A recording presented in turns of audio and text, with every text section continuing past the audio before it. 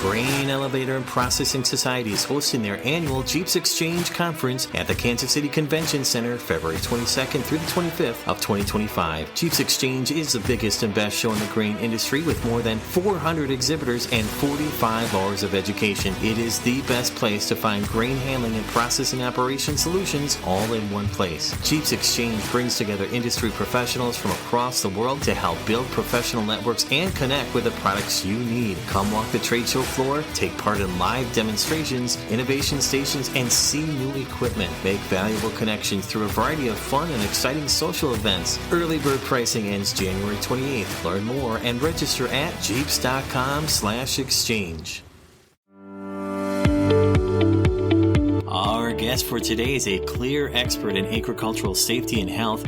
Our guest dives into the hazards faced by grain elevator and processing facilities and their employees. It's clear that the commitment to safety doesn't just protect workers, it nurtures the growth of our entire industry.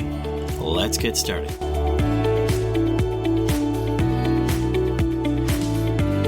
Hello and welcome to the show. My name is Jim Lenz, your host of Whole Grain, the Director of Global Training and Education at Jeeps, where the mission of the Grain Elevator and Processing Society is to champion, connect, and serve the global grain industry and our members. At Jeeps, we work to be the global community and thought leader for the grain industry, which feeds and fuels the world. Thanks for listening today and for joining the network of thousands of other grain handling and processing professionals across the globe taking strategic steps to grow professionally. The Whole Grain Show gives you the competitive advantage to win at work so you can make more of an impact. In this episode of Whole Grain, we are joined by Jess McCluer. Jess serves as the Vice President of Safety and Regulatory Affairs at the National Grain and Feed Association, or NGFA. Jess highlights the critical importance of safety and health in agriculture, particularly in the hazard-prone environments such as grain and feed facilities. Jess dives deep into the hazards faced by grain elevator and processing facilities and their employees. He discusses a range of risks from slips, trips, and falls to regulatory compliance challenges related to equipment and machine safety. The focus shifts to the evolving safety culture in the agriculture industry and increasing emphasis on safety programs awareness within companies. Like many other industries, the grain industry is quickly seeing more and more mergers and acquisitions. What does this mean for safety practices and communication of safety and health practices? All this has an impact on safety culture within an organization. We'll touch on new enforcement programs and updates, such as the Heat, Injury, and Illness Emphasis Program and proposed standards for heat prevention. The discussion then turns to ladder safety and falls, with Jess providing insights into the changes in regulations and the industry's efforts to address these issues. And finally, Jess reflects on the value that associations offer in the industry. All that and more coming up next.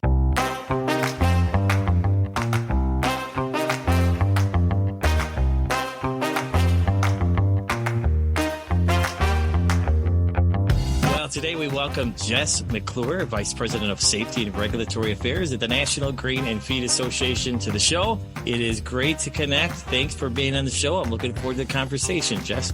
Jim, I appreciate the invitation. Look forward to chatting with you today. Jess, to allow our listeners to get to know you a bit and to add some perspective, a positive spirit, I guess, could you share with our listeners a professional mantra or success quote that you live by? Well, I tell you what, in my career working with trade associations and working with members, I think one of the things that I really go by is communication and facilitation, right? So I think communicating, having that opportunity to communicate with others, listening to different viewpoints, and having the opportunity to facilitate those different views and practices with a wide variety of members, I think that's really something that I've learned throughout my career working in this field. Thank you for serving as guest in the show and being such an ally to Jeeps over the years in the greater agricultural industry. You've devoted so much to the egg industry in your work, and communication is so appreciated and needed. What makes working in the egg industry so special to you? One of the things I've learned is that even though I never came from an agricultural background, I grew up in the suburbs, but I had a lot of family members that were involved in agriculture. So I guess you could say I have an indirect connection. But one of the things I did learn is that it is one of the most hazard industries. And this is even before COVID. And even after, as we're kind of in the downside of COVID, those pre-pandemic hazards haven't gone away. And so I think that one of the most important non-competitive issues is agricultural safety and health. And I think that that's something that I've learned and seen that connection between all the different companies and the different organizations that are out there. Everyone has the same common goal. And so I think that's been a great opportunity that I've had working for the National Grain and Feed Association, working with Jeeps and others, and seeing how that is such an important issue to companies, large, medium, small, and most importantly, to the producers, to the customers that they work with. You can't talk really about safety enough.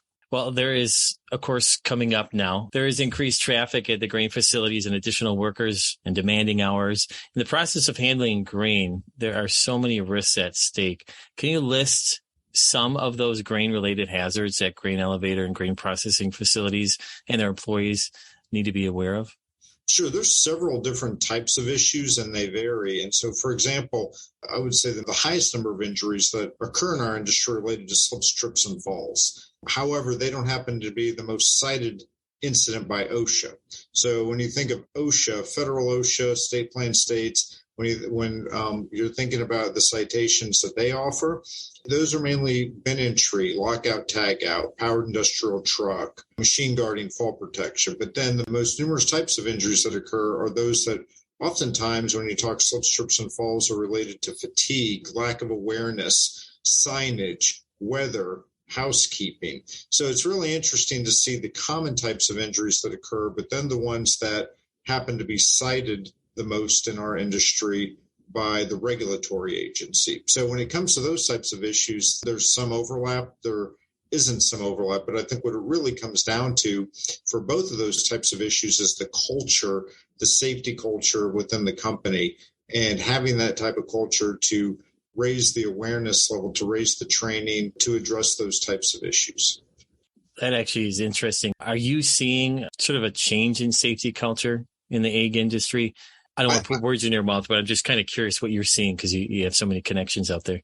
I would say, though, that is a very important topic. And, in the time that I've been here with the association, and as you see more of the companies, I mean, there's been such a change within the environment, obviously, with a lot of the consolidation.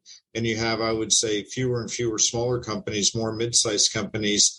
And as these companies are developing the program, after they've developed a safety and health management program, the next step is moving on to the culture. So that is becoming a larger issue. And in fact, on our webpage, on the safety section of the NGFA webpage, ngfa.org/safety, we do have a session that we did on safety culture where we talked with the chairman of our Safety, Health, Environmental Committee about this very issue. Oh, very nice. You mentioned a number of those hazards with harvest season. Can you list some of those other things that are great concern all throughout the year, but maybe more so now? When you think about issues, I mean, like I said, I always wear my regulatory compliance hat.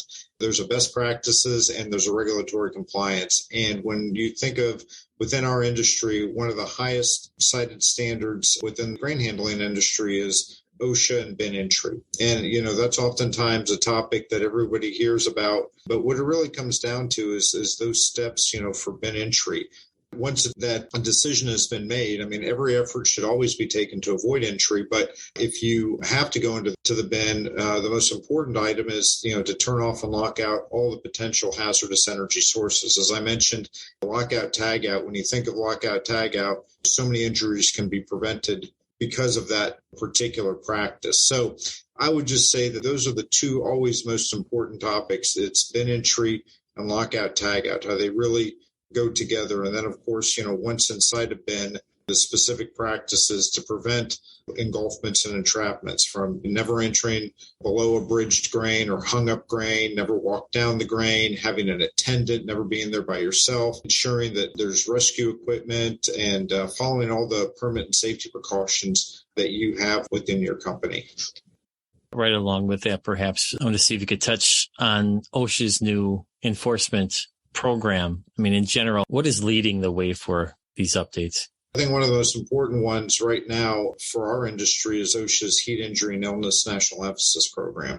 And so the reason I mention that is that the grain handling industry is specifically highlighted as one of the target industries within that emphasis program. And OSHA is also in the process of developing a proposed rule, a one-size-fits-all, if you will, standard for heat injury, illness, and prevention. So I gave a presentation on standards, and we had an attorney talk about it as well. So there's a lot of information. If you go to ngfa.org/safety, a lot of information on that can answer a lot of the questions that you may have about that issue.